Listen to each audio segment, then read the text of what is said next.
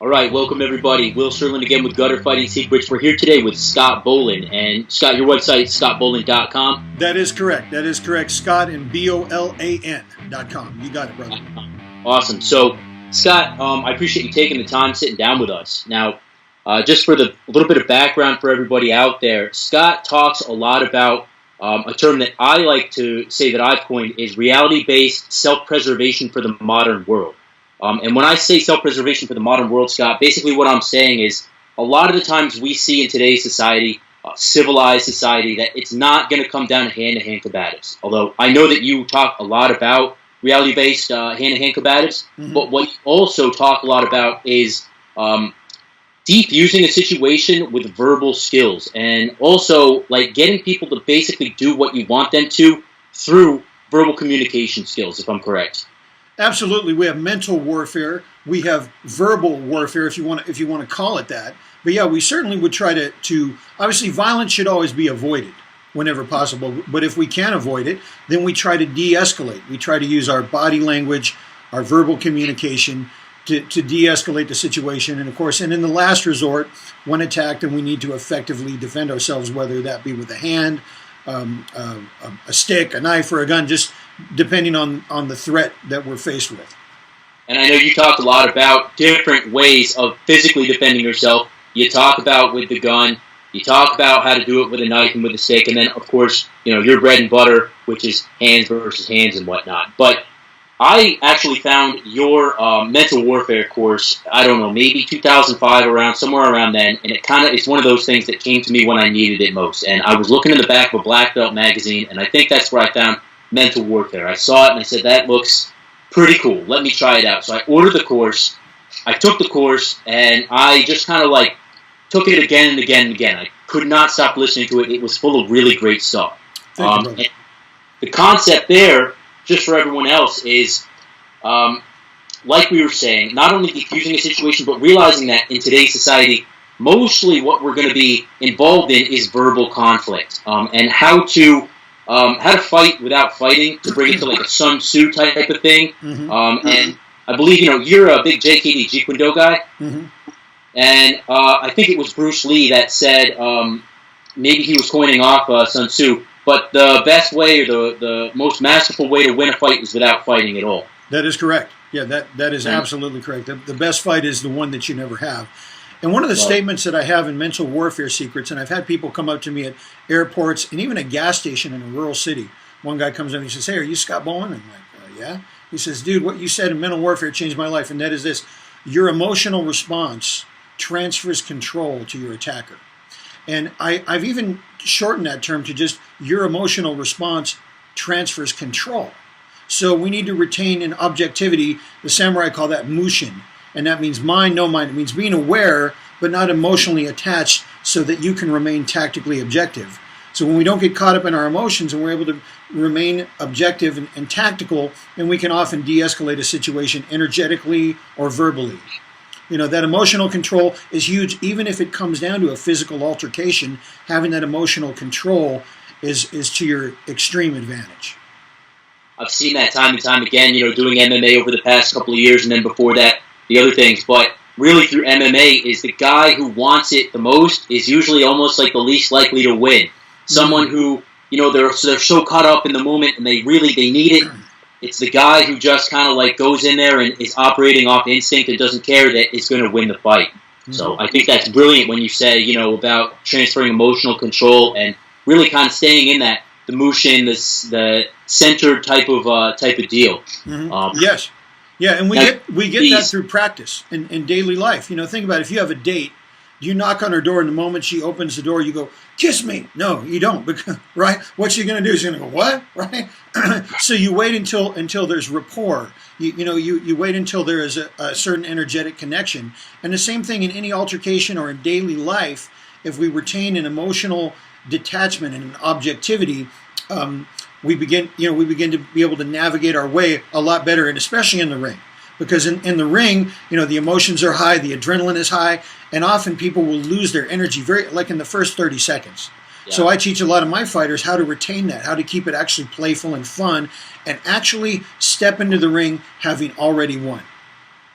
and that's huge, is, thinking about it and bringing it like that is, once you've won in the mind, you've, again, like you're saying, you've already won. And that's easier said than done, of course, but I guess that is how it's done. Now, something I wanted to ask you is you use a lot of these terms, Zanshin, Mushin, other terms out there, the old Japanese samurai terms. Now, have you studied these ancient texts quite extensively, or yes, how do you know these things? Yes, all from the age of 8, when I stepped into an old school dojo. The guy could hardly speak English. He was a Japanese guy with cauliflower knuckles, cauliflower ears, and that was back in the day before you saw a lot of that. You could tap his knuckles and it'd sound like you were tapping granite. And that, to me, I was just inspired by the whole thing, by the culture, by everything. So I studied everything I could get my hands on. So all of my life I've studied samurai, shinobi, just everything I could get my hands on in the mental area as well, because I realize many of us can go our whole lives without being physically attacked. But we are attacked every day mentally, through the media, through people who we think are our friends or our family. We're attacked constantly, energetically. So to me, the mental was almost more important than the physical, if that makes sense. So I think it all needs to be addressed. And a lot of times people will practice physical martial arts, and the most they give to the mental is, be aware, grasshopper. Well, what does that mean? What does be aware mean? Well, awareness means to turn off the chatterbox of the mind.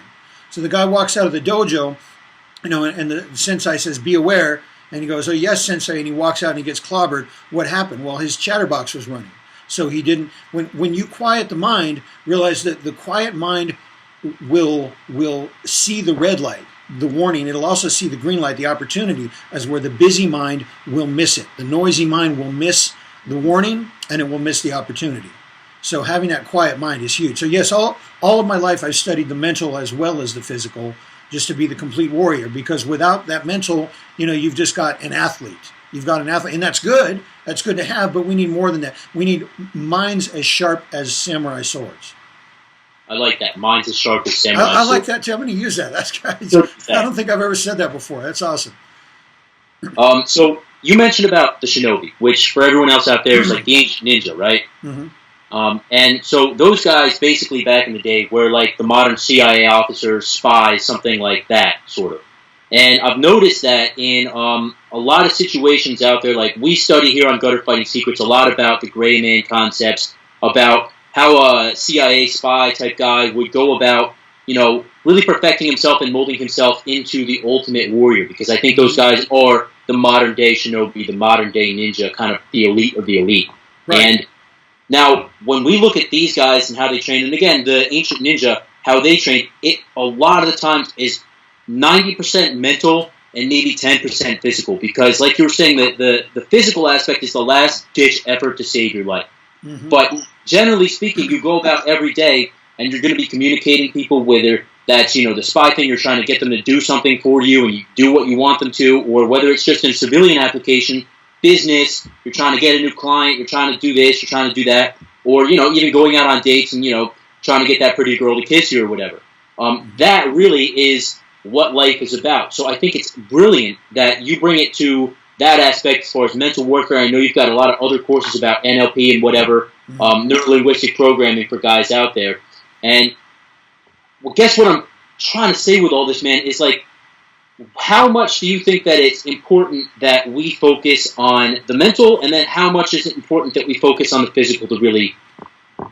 I would say it's an even focus. It's an even balance. I mean, for our own, when we're in awareness, when we're self-aware, I mean, when we control our emotions and control our behavior, then we can focus on the things that are truly important. And that's one of the things today, well, it's actually been always, but especially today, the idea is to distract men from what is truly important, to focus on the trivial, right? I don't care what Kim Kardashian tweeted or what she's wearing.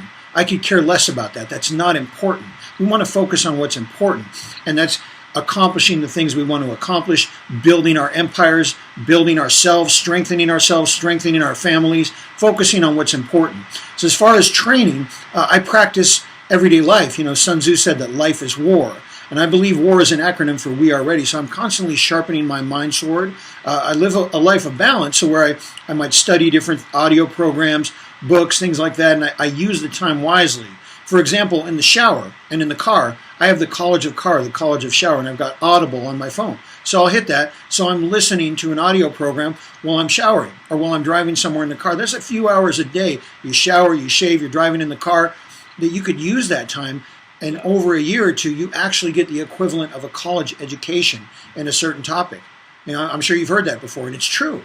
And the same thing with the physical training. I hit the gym, I lift weights, I practice martial arts, I do all these things, and it doesn't become a labor. It's actually a joy. It's actually fun. And I'll tell you, to live strong is way more fun. When you're physically and mentally strong, you get more of what you want. Your energy is such that you actually attract more of what you want. So it's just a funner way to live. So I would say they're equally important. Don't neglect your mental training. Take the time to study the masters, study the Yojo Kun, the Hege Cure.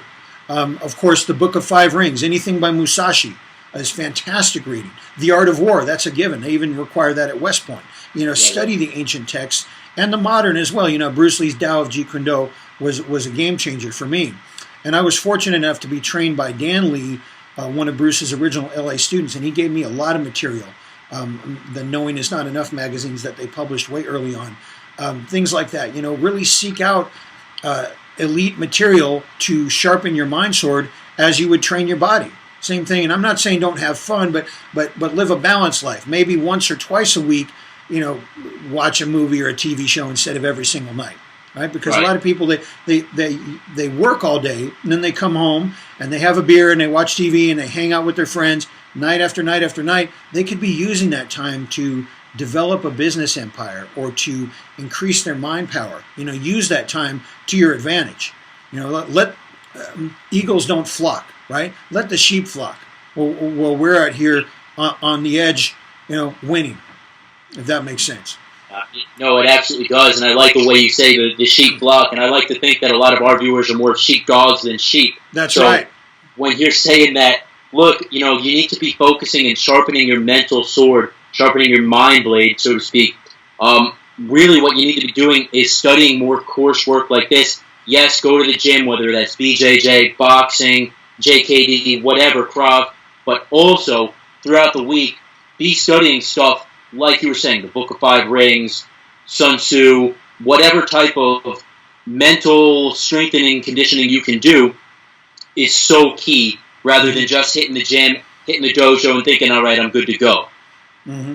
By the way, I may have pronounced Hege Cure wrong. My friend is a cut man for the UFC, was Adrian. He had it on his shelf. When I went to his house, he goes, the Hagakure. So I may have mispronounced that one. But yeah, study the samurai text, absolutely. Because it just, all of this stuff gives you a huge advantage in life. And a friend of mine in our February DVD, the Money Manifesting module, I interviewed my friend Ryan Hauser, who's a crypto expert. And he talked about compounding. And he said, look, would you want me to give you $100,000 now or a penny a day for a month? Or was it $1 a day for a month? And I thought to myself, well, anyone would go for the $100,000, right? But I believe it may have been $1 a day. He crunched the numbers, and at the end of a month, it would be $5.3 million. Because if I would double it, in other words, I'm going to give you $1 on day one, $2 on day two, $4 on day three, and it compounds. And this compounding principle is the same thing with our mental awareness. It snowballs. We increase. So the more we learn, the faster and better we get, and it increases in compound. And that blew my mind, because I would have thought the $100,000 for sure, right? But and I'm forgetting now if it was a penny or $1 a day, but we literally crunched it on the calculator on my phone, and I said, 5.3 million instead of the quick $100,000, which I guarantee was my first instinct, right? To say, oh yeah.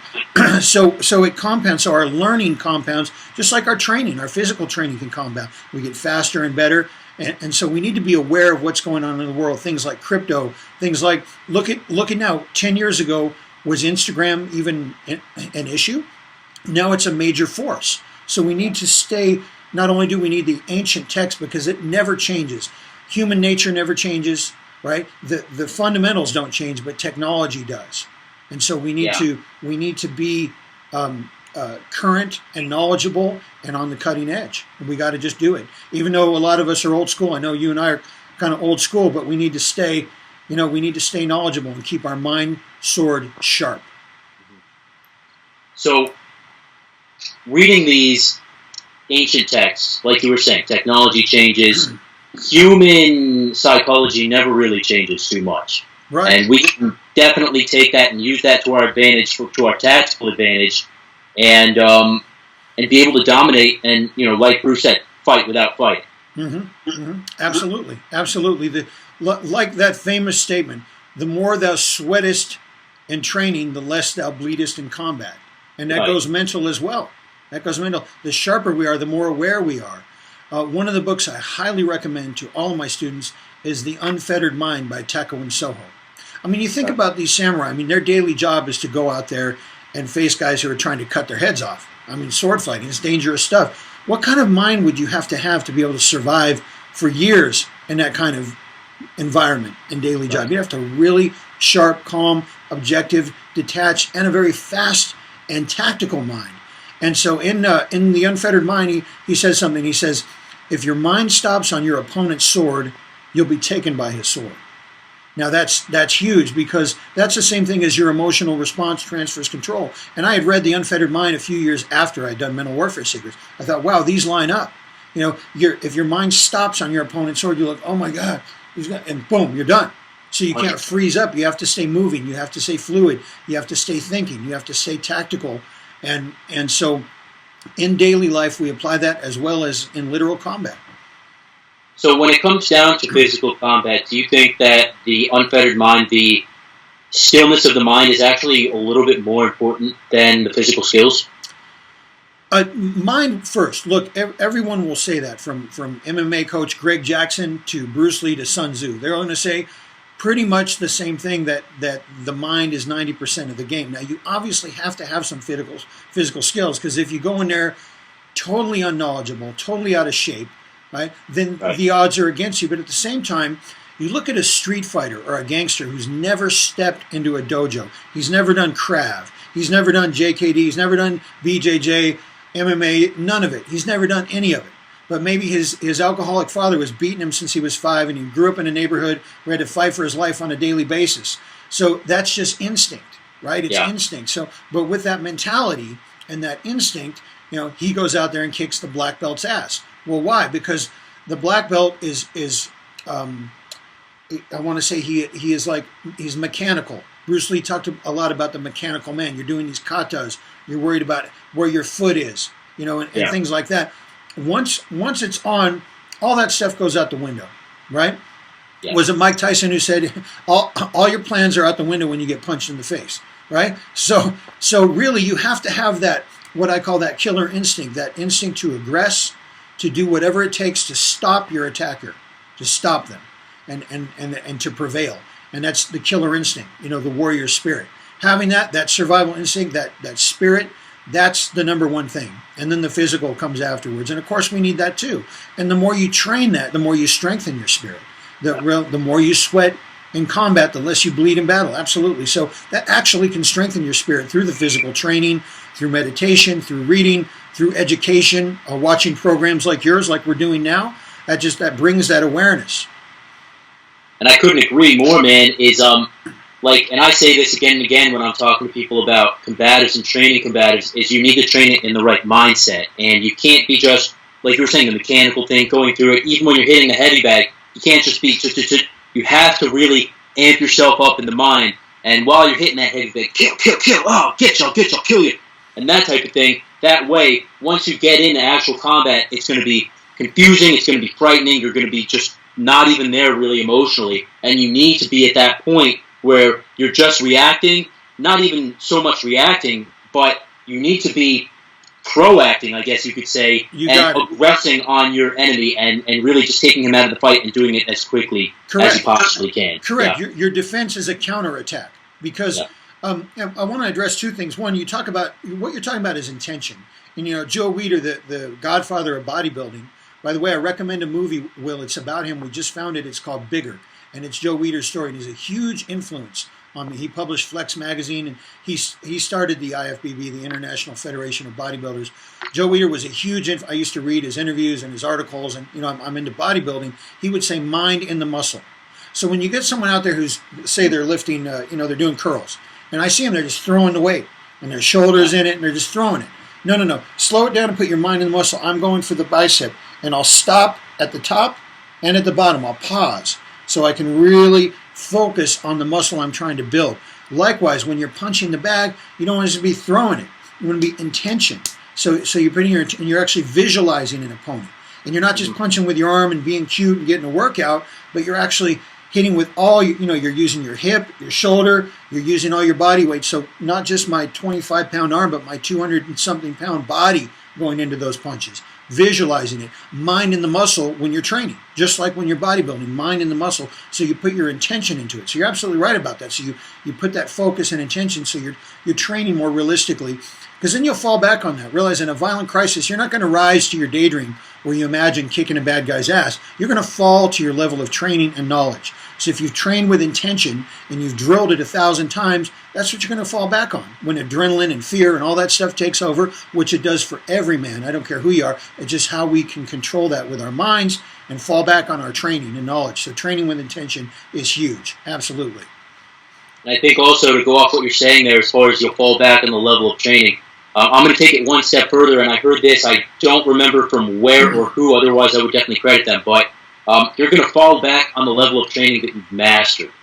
Because, when it comes down to it, you put these things in your muscle memory, but again, bring it to the psychological aspect of it. Once that adrenaline starts going, you're not even really going to be necessarily thinking about, or even your physiology, your nervous system isn't going to necessarily react the right way. Mm-hmm. But if you've been able to, let's say, for instance, cover up and then return fire after that with a couple of 1-2, 1-2s, and you've done that, time and time, it's not even going to be like once that fight or flight takes over, it's going to be so automatic that you've mastered that level of training. You just go ahead and do it. You don't think about it, and your body doesn't even think about it. Mm-hmm. So level mastered. Now, that's right. You were talking about, Scott, bodybuilding, which I love bodybuilding as well. I haven't been into it in the past year or so because I'm trying to focus more on the martial arts. And this is something that I talk with a lot of martial artists about, and I kind of go back and forth. Now, you see in like the old Arnold Schwarzenegger movies and stuff, Commando and whatnot, these, you see him running around the jungle and he's like freaking 350 pounds, ripped to shreds. But in reality of it, you really, number one, there's no freaking bench presses in the jungle. There's no freaking, weights in the jungle to lift and stay in that good a shape. I think that's kind of almost a fallacy. And number two, I found for me in martial arts, strength is key, but also nimbleness and mobility is also key. Speed, how do you take that and maintain a solid balance between the two? Well, you certainly want to practice fluidity and mobility as well. For the guys we're talking about are more like the guys in the Mr. Olympia, Phil Heath and these guys. They are so friggin' huge. I mean, they're so huge that they're not going to be able to move super fast. A lot of that is like water muscle. And by the way, I really admire those guys. No disrespect to them at all. They're badass. But as far as when you see martial artists, they're often much more thinner and wiry, almost like tiger-like, right? As opposed to being a rhino. And some MMA fighters I met are just skinny and you wouldn't even know. Like, for example, my friend Adrian Rosenbusch, the former cut man of the UFC, he's just a short guy, a slender guy, looks like, anybody on just normal, doesn't even look athletic. But this guy will tie you up like a pretzel, okay? Even me, and I'm much bigger and heavier than him. He'll just wrap me up quick because he just has that. So I think both is important. I mean, I think muscle is important, absolutely, but you want to also definitely practice flexibility, mobility, and fluidity. So that's why I just don't lift weights only. I do the bags, I train martial arts, I do some wild running, like some hit running, and I stay very fluid and flexible so that I keep myself dynamic. Because you get static if you just do one thing. And that's, I noticed that when I was doing a lot of the weightlifting as well, is you get tight and you get kind of like bulky, I guess you could say, and it becomes a little more difficult to go ahead and be, like you were saying, that be able to tie someone up into a knot or whatever. But again, you see some of these fighters, and I'm not talking about the high level guys because it's totally different. You can't compare yourself to those guys, no matter who you are. But I think really when it comes down to it, like we were discussing this whole interview, man, having that balance, having the strength to pick someone up, but also having the flexibility to go ahead and, roll on the ground or, reach and choke someone out like that as well, it is really key. So when you're saying about, that you do the HIIT training, the high intensity, training for cardio, you do the bag, you work on your flexibility as well.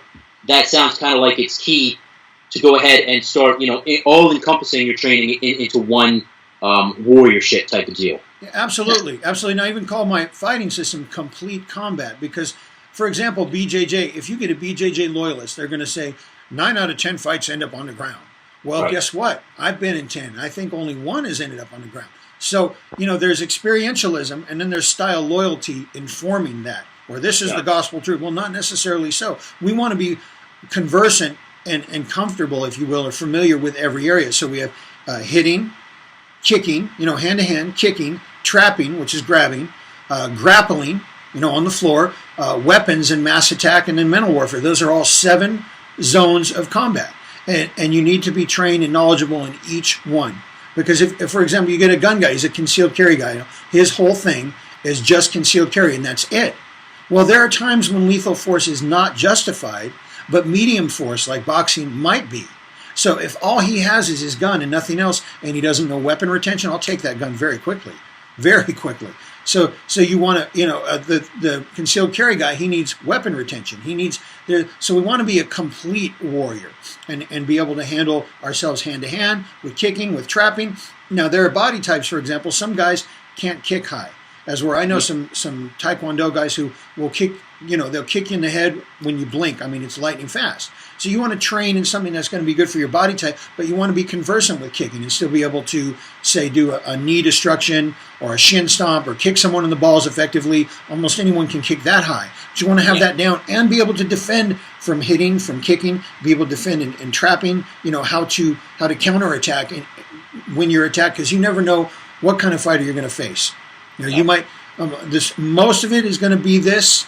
You might face a knife or a gun. So be prepared for it all. Be prepared for it all and be a fully trained and a dynamic warrior, not a static warrior, if that makes sense. That's what I say about the concealed carry guys, man. Look, don't get me wrong. I'm all about concealed carry. We're Americans. This is our birthright. This is great. But I can't tell you how many tactical guys I've met with the freaking shoot me first pants on and the tactical hat or whatever, and they're all about their gun, and they say, I'll never go without my weapon, this and that. I don't need that hand-to-hand combat crap. Like, I've got my Glock and 3 mags on my hip. I don't need anything.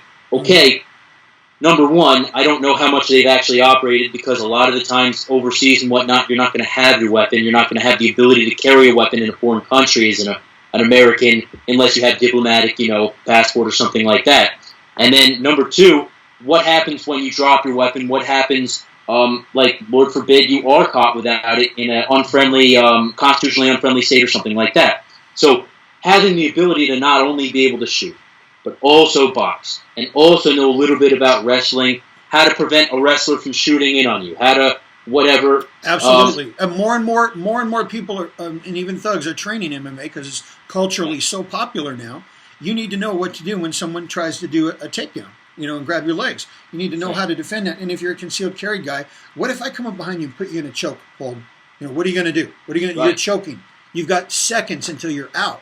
So what are you going to do? What are you going to do if I come up and smash you before? A lot of attacks are surprise attacks. Yeah. So the Glock Fu guys, they get this mentality that it's going to be like an old Western gunfight. Hey, let's draw. It ain't like that, man. They'll come up quick. They'll come up from your blind spot.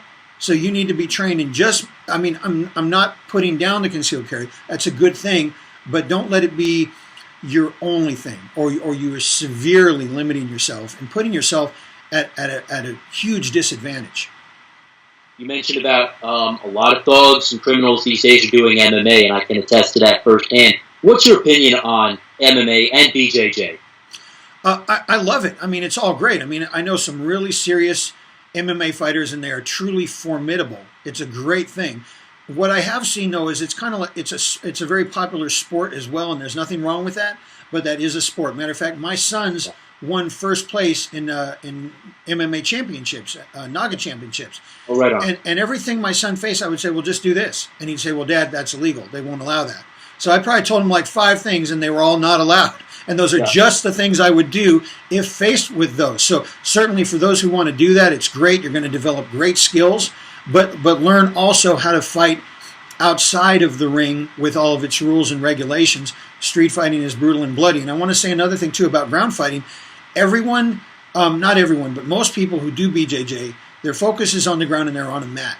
If you ever roll around on a sidewalk or a parking lot, that is not soft. It's very unforgiving. So the ground is actually what happens when we fail at standing up. The last thing, I want you to know how to fight on the ground, particularly police officers. They need to know that. And I've had officers on one knee cuffing someone and using a technique that I showed them how to fight from one knee. We need to know how to fight from uncomfortable positions, on one knee, on two knees, on the ground. But if we're strictly only on the ground, then that limits us as well. So I would like to blend that. That's why I like more of a full fighter. I mean, BJJ is dynamic. It's wonderful, but they definitely need to add like some Krav in there and some boxing to balance it out. Because the ground, I mean, it's not where we want to be. I don't want a cop on the ground, choking a guy out and have 10 of his buddies come out of the bar and kick his head in, right? I want him to be on his feet. If at all possible, stay on your feet, but still know how to fight and get back up. Still know how to fight on the ground, but don't go there on purpose if you don't have to. Yeah, exactly. And a lot of the BJJ guys, that's their thing, right? They'll sit down, they'll pull guard, they'll go on their back as soon as they get the opportunity. But who's to say that the crazed street criminal is just not going to stomp on your head when you try to pull guard on him, or like you were saying, his buddy's going to come around and get you with a knife or whatever it is. So I think MMA is great, but like you were saying, you need to cheat to really win on the street. Right. There we go. That's it. Cheat to win on the street. Absolutely. Street fighting if you're fighting for your life. And if you're trapped, we've even taught biting, kinomote, and the actual art of biting and gouging to get out of that. Because when you're with a good BJJ fighter, it's like being in the South American jungle and having a huge python crushing you. I mean, so what do we have? We have biting. We will do whatever we have to do to survive and prevail. And for our viewers out there who don't necessarily roll and do BJJ, a lot of the times what you're going to see with these guys is they're very good at grappling. And if you start fighting them by their rules, you're going to lose. There's really no opportunity for you to win. But that's if you do it with their rules. As soon as you really start touching their face, maybe coming close to their eye, maybe working their nose a little bit, they're going to freak out. That's a lot of the times in a lot of jiu-jitsu schools just not allowed or frowned upon as unsportsmanly. So, to bring it to what Scott's saying, if you can start realizing that as soon as you start making them uncomfortable at their own game, whether that's going after the groin, eyes, nose, ears, that's going to be where they're probably going to start falling apart and getting uncomfortable. So, now, Scott, you were saying MMA, BJJ, you think it's great, and I think that's cool, man, because a lot of reality-based guys out there, excluding you and I, are going to try to talk trash about MMA, BJJ. Snicker, yeah. Yeah, because they're not versed in it, probably. Well, and it changed the martial arts world, if you will, because it is also a popular sport. And so, just like NASCAR, you have a lot of NASCAR fans who have their favorite driver, but they don't want to learn how to race a car, right? And so you have a lot of MMA fans who have their favorite fighter, but they don't want to learn how to fight. They're just there to cheer their hero on, which is cool, nothing wrong with that. But so it kind of took it in that direction, so it changed it, and the market began to change. So a lot of the teachers who taught, like I do, reality-based self-improvement, when you think about it, martial arts and studying self-defense is self-improvement. Even going to an MMA gym is self-improvement.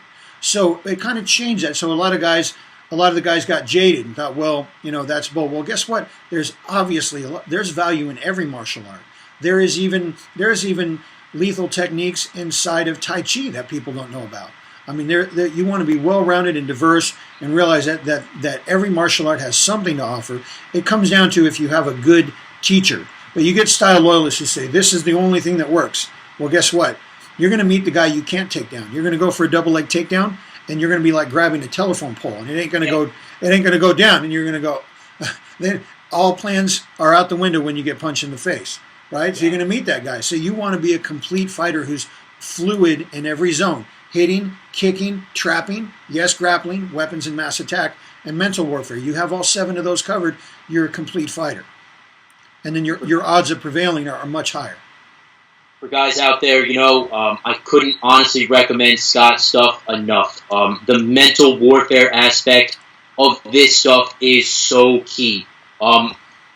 I mentioned about, I studied your mental warfare course, and I fell in love with the whole NLP aspect of things. I don't typically use NLP too much just because I don't train it enough, honestly. But and neurolinguistic programming for people out there is basically the concept. Actually, Scott, you could probably explain what NLP is a little better than I could. Sure. Well, in essence, that means nerve language programming. So in NLP, we use things like anchoring, which we're doing every day. Maybe you get pumped up at the gym and you listen to a certain song, when you work out, or maybe your first girlfriend had a certain kind of perfume and you walk by a crowd and you smell that and you get those memories. That's an anchor. Those are anchors. So in NLP, we have things like anchoring. We have communication. So it's a way to gain rapport with ourselves and program ourselves. When you think about it, computers are programmed by programming language. And so are humans. We are programmed too. So we can program ourselves by design rather than by default. Rather than having society and pop culture and media program us, we can self-program ourselves to be the way we want to be, because it's already happening anyway. NLP is happening whether we know it or not, whether we like it or not. So since it's happening, we might as well learn how to do it deliberately to get the result we want. So that comes down to programming, self-programming, and then you learn to use that communication with others in an effective way, how to gain rapport, how to anchor, how to change your state so that you can change someone else's state. You can change your state, like fire off an anchor. I have fighters who will fire off an anchor before they go into a ring, before someone steps into the boardroom for a negotiation. They'll fire off an anchor to have the deliberate state that they want.